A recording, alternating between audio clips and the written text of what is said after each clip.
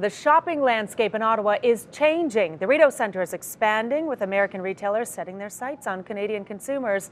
Melissa Lamb joins us live in the newsroom with more on this. Melissa. Well, Annette, if all goes according to plan, the expansion of the Rideau Centre will be ready in time for Nordstrom, which plans to open in spring 2015. Now, the Rideau Centre announced its plans to spend $250 million on expansions. Cadillac Fairview, who owns the shopping centre, will spend almost half on converting the Sears stores into Nordstrom and a new food court. The rest will be spent on turning a parking lot into more retail space. Possible stores that could be coming to Ottawa are J. Crew and Taylor, Victoria's Secret, and H&M. Now, this is not a done deal. City Council still needs to approve these plans. Annette? Melissa, you just named some American retailers there. We also know Target is coming to Ottawa soon. What are these American stores?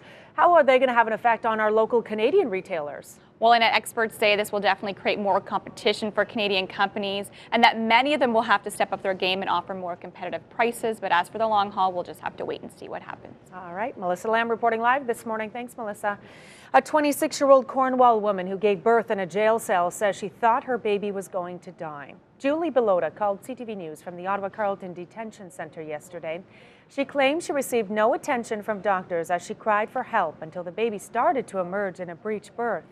Correctional Services has launched an investigation. Belota says it's hard to be separated from her son, who is now in the care of the baby's grandmother.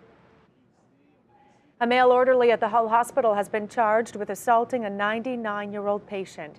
Gatineau police say the elderly woman was touched in a sexual nature on September 18th.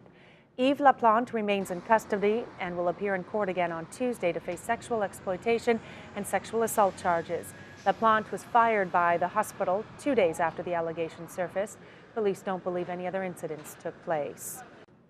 The death of an Ottawa cyclist has sparked a new bicycle safety campaign.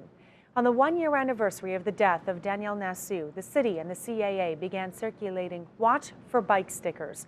Drivers can place the card on the driver's side mirror to remind them about the dangers of opening the car door. Nassau was killed after being knocked off her bike on Queen Street when a driver opened the door of a parked car and she was thrown into traffic. The Ontario government is confident its legislation freezing teachers' wages will stand up in court. 4 unions have launched a legal challenge to legislation that imposes a contract and bans strikes for 2 years. They claim the government is violating the collective bargaining rights of teachers and support staff.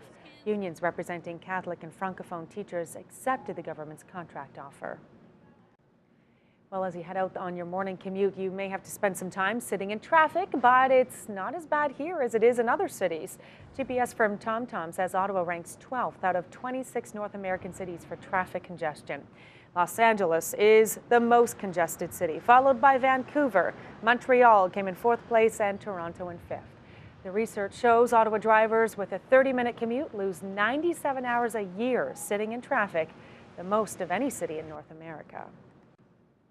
The 2012 Nobel Peace Prize goes to the European Union.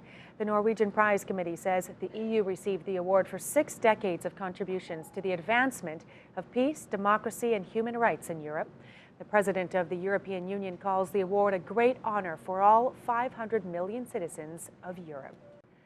And finally, an update on the 2012 Ottawa United Way campaign. So far, you have helped to raise $3,923,000.